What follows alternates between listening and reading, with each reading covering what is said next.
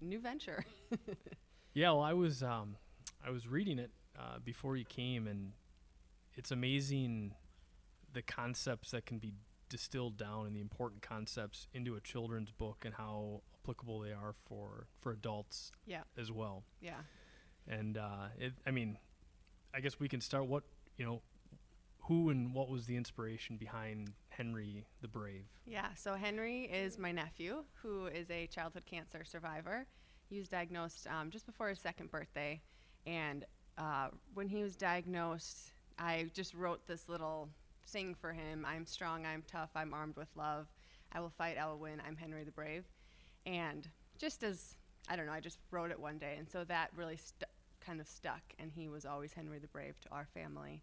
So, yeah, he is now 7.5. He's coming up on 5 years cancer-free. So, his is a success story for sure. But throughout that whole experience, there were just a lot of moments of inspiration of watching a 2-year-old battle cancer, just, things that you can learn from them, just the experience that our family went through. And, yeah, I thought it'd be cool to put that in a book. So did you, as he was diagnosed and went through treatment, and I'm sure family and friends were rallying behind him, did you put yourself back in the shoes of a young kid and trying to understand his perspective as a youngster? Yeah, absolutely. And that was one of the things that kind of stuck with me is, it's a cancer diagnosis is terrible at any age, but 2-year-old, they have no idea what's going on. They don't really understand why they're, stuck in the hospital, why they can't go home. There's why no context for anything. Nothing. Why they're getting poked and prodded. Why, mom and dad are making them go through this. And it just stuck with like, that's even just more traumatic. And as the adults in the situation, there's really not much you can do about it. But it was also cool to see, his, us, the family, and then just the caregivers and the nurses, the doctors, how they deal with that, dealing with the child who doesn't really know what's happening, but trying to, still make them feel safe and comfortable, and really also just having moments where they can still be a kid, right? They're stuck in a hospital, but, how can there still be some play and some fun and some normalcy as well? Absolutely. So, and you'd mentioned that you had done some writing, journals and other mediums.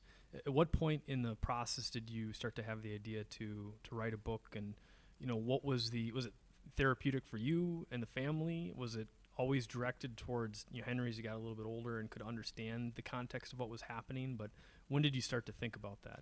I think pretty early on, I thought that it would be really just a cool thing to take such a negative and traumatic experience and have something positive come out of it. I do think it was also a level of, therapeutic for me just to, I'm just a big believer in the power of words and putting experiences on paper. And so when I would do that for the experience for me, that's not something that Henry would ever read, or I would really share with people, just my personal experience. And so that kind of morphed into, well, what if I tried to put that into a children's book? And it was several years before I really decided to move forward with it. Mm-hmm. I had this idea, and every once in a while I'd kind of come to the forefront of my mind again and be like, oh, I should follow through with that. And then the story would kind of progress in my head, and I would just jot down little notes. And then a couple years ago, finally, I was like, you know what? I'm just gonna do it. And at that point, I thought it would be much more of just a passion project. Maybe I just throw something together. And then as the project progressed, it just turned into, what it is now, and a much kind of bigger final product than I thought. So, yeah, that's kind of the journey of where the idea came from and turned into a book. Yeah, I think it's it's a really, obviously it's very inspirational. It's also, I'm sure you learned a lot about just the process of publishing something and creating something and manufacturing something and distributing something. And I talked to people in the construction business, engineers, designers, people typically in the trades, hands-on business side of things, but there's always a lot of creativity in anything you can do.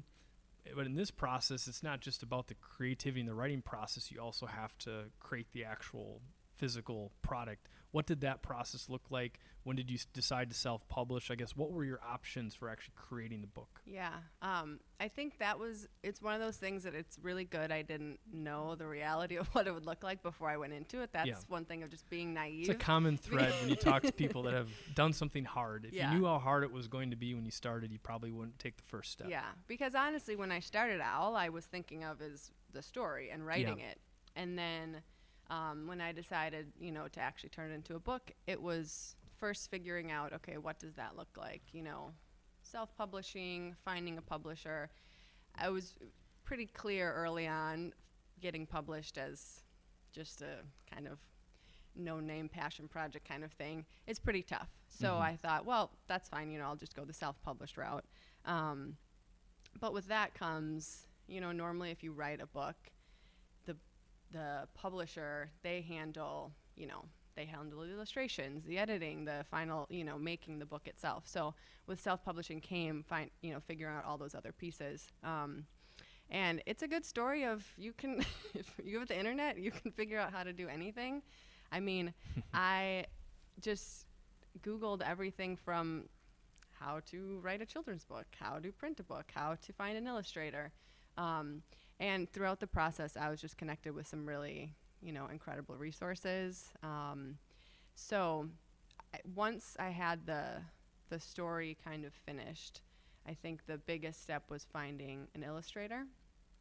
And I actually I was living in Chicago at the time, and I just, on my neighborhood Facebook page in the area I was living, I just said, hey, anyone, an illustrator, by as a career, a student, hobby, anything, just, I'd love to connect. And I got just flooded with responses. And I, went through the process of just meeting with different illustrators, talking about the process, their pricing, all the different ins and outs of that. And so through there, I found my illustrator, Ben, who was just really incredible. And from the moment I talked to him, I just knew that he was the right person for the job. So had Ben, did he specialize in children's books? So he's actually a teacher, and he, does illustrations and stuff kind of on the side. And he had done a coloring book for someone in Chicago, and that's how I got connected with him. So he had done, I think, one other children's book before that, and now he's doing a little bit more of that, but still teacher, by day. But the second I talked to him, and then we shared, he shared some ideas for illustrations. He sent me some character concepts, and that really, in my mind, just took the story and brought it to life. And from then on, I could really kind of see the story along with just, reading it. So it was a really flexible and fluid process with him. We just, a lot of back and forth. He lives in Indiana, so none of it was in person. It was all just, via email and phone of just going back and forth. But, he did an incredible job, and it's really his illustrations that I think kind of brought everything to life. So you were in charge of the creative side, finding all your vendors and your partners to help you out, managing the project. That was how long did the whole process take? It was when I really decided that I was going to go forward with this. It was probably about a year of finalizing the story, working on it here and there, and then another year to really do all the illustrations, the printing, working with an editor. It was one of those things where I would work on it a lot for a month, and then just, life would get in the way, and, work and other things. So it was about 2 years of semi-committed work from start to finish. So what is your process for some of the creative things that you do? What is your process for getting the ideas and the thoughts out of your brain onto paper, not necessarily in a finished form, but do you record things on your phone? Do you wake up in the middle of the night with aha moments and like comedians, you take out your notepad and you write it down, or what is the process of idea and inspiration to initial kind of rough notes? What does that look like for you? Yeah. For me, it does normally come in not when I'm like, I'm going to sit down and write. That's normally when it's like... You can't force it, right? Nothing comes.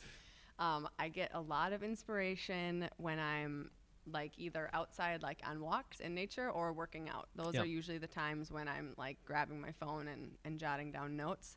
And so typically I wait for something like that to come, and then once I have that little kind of nugget of inspiration, then I can sit down with my notebook and just kind of hash it out. I'm really big into just kind of free writing, so just thoughts to flow. Yeah, flow. Just don't edit it. Don't think about what you're saying. Just let it go. If it takes a weird left turn, just go with it. Because I think that's just kind of how I think, and I think that's where things come up that maybe you weren't necessarily going in with the intention of that, but to me that's kind of where the inspiration lies. Yeah, it's interesting because I've done a little bit of writing. I was in a band for a long time and wrote some songs and have written other things, and some work related projects, and I've always found the process of formal writing to almost inhibit creativity at times, where I also drive a lot. So what I often do is I will just start thinking about something. Could be a product idea, could be a marketing idea, could be really any problem that we have. And you're right, just start getting it out of your head. And then over time, you have a log of these ideas, and then you can start to pull in experts to kind of help hash it out. In your case, illustrators. I'm sure the book vendor or other people had certain ideas throughout the process, but it does seem as though at times, especially in a business context, the more formal something has to be, like the less creativity is actually involved, and the worse the final product is. Some of the chaos and the random ideas and the random interactions are oftentimes, they oftentimes produce some of the best stuff. Yeah, absolutely. And I worked with a really incredible editor on this, and we talked about that a lot too, because she basically said, like, your job when writing is just you're the idea person. You don't need to necessarily be the most technical writer. You don't know. She said, that's my job. And my job is, though, I can't come up with the idea, so she's like, basically, I want you to get your story out. Don't overanalyze it. That's great. And then we'll have a lot of back and forth. And she's like, and the technical stuff, I'll deal with that.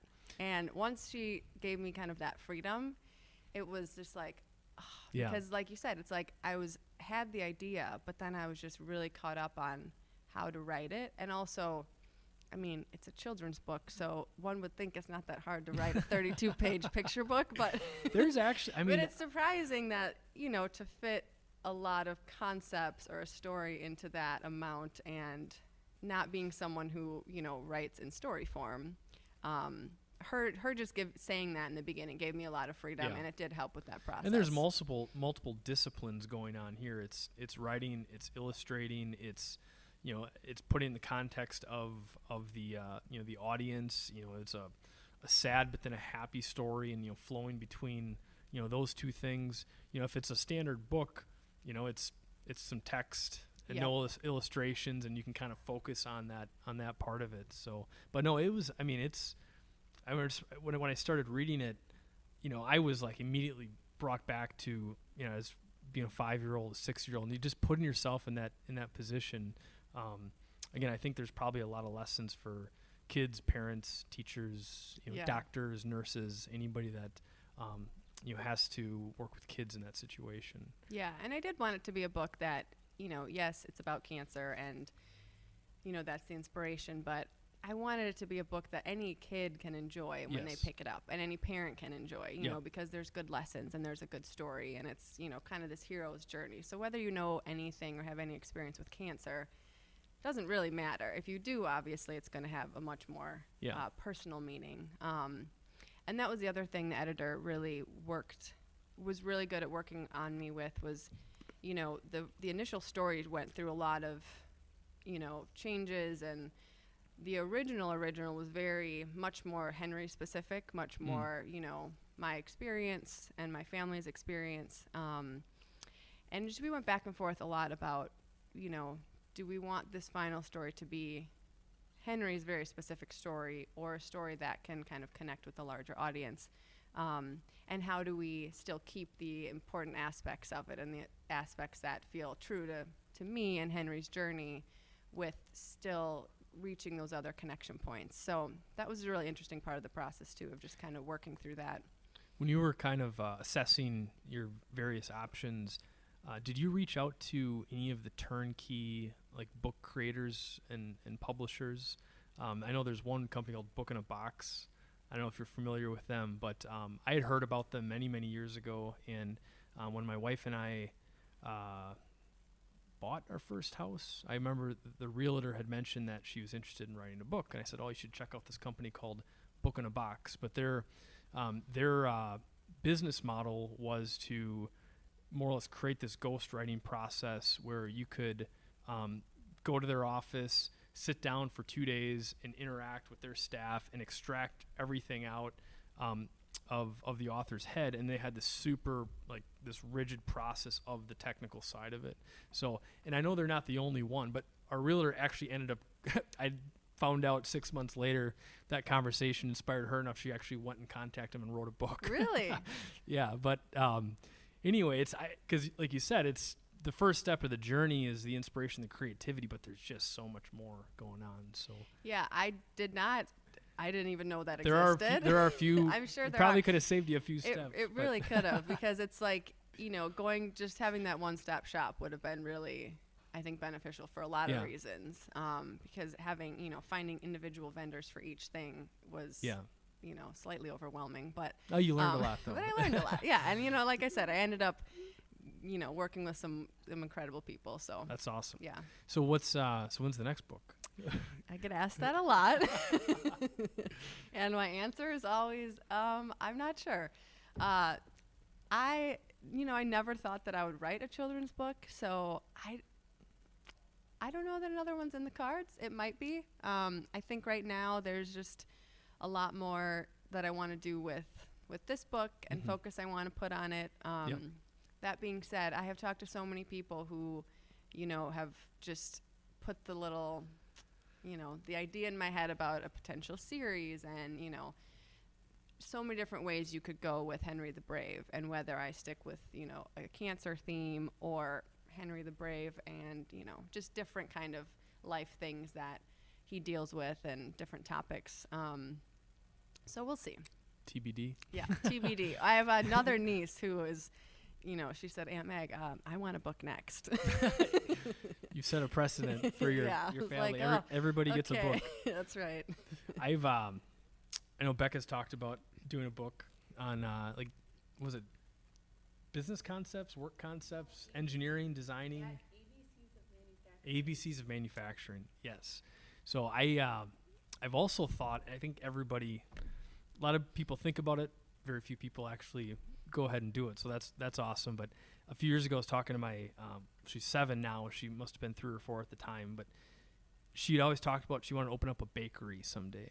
She wanted to be a baker, and she wanted to start a business with her cousin and start a bakery. And we'd be driving in the car, and I would ask her, okay, so how are you going to find customers? And, she had a very simple response. Well, we're going to open it on a busy street, and we're going to have a big sign. Yeah. And then, okay, well, what are you going to sell? Well, she's like, we don't want to have too much stuff, but we want to have enough stuff so we can sell enough to a variety of people. Or, she had some way of putting that. But again, like I think I said earlier, the simplicity in the concepts and just how overcomplicated adults make things. I think that's where a lot of the power is in the children's book across a variety of topics, is just it kind of brings people back to, how simple things can be. So I think more books on a variety of topics would be a great idea. Yeah, and hopefully you guys will have a book coming soon too. Yeah, that's awesome. What's the next step, Becca? I need to write it. Well, if you need help with not the writing process, but just getting connected with people, I've done a lot of the legwork. So, yeah. So you have a website. I do. Do you also distribute the book on Amazon or any of So the other right now retailers? it's on, so it's through my website or through Etsy, not on Amazon right now, hopefully someday. Okay. And Lunar and Lake, the local bookstore here, Okay. they sell it too. But yeah, mostly it's been, online distribution.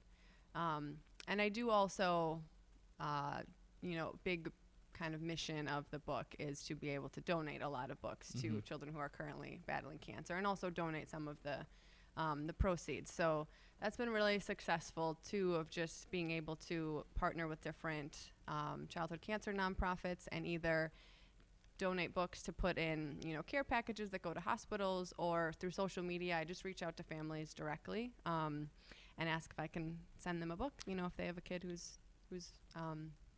has cancer. Do you accept donations on the site to help fund the book donations? Yep. So on the site, you can do donations, or, I have like a buy one, give one option where you can buy one and then also just it's an extra fee, but it allows me to donate one. And then there's also just like a book donation program. Okay. So, and it's been really incredible just to see the kind of outpouring of support and, people, sometimes set up at like vendor fairs or craft shows, and people come by and, well, I don't have anyone to buy a children's book for, but, absolutely I would love to, have a book donated on my behalf. So it's been really just cool to see the generosity and support from people. That's great. Yeah.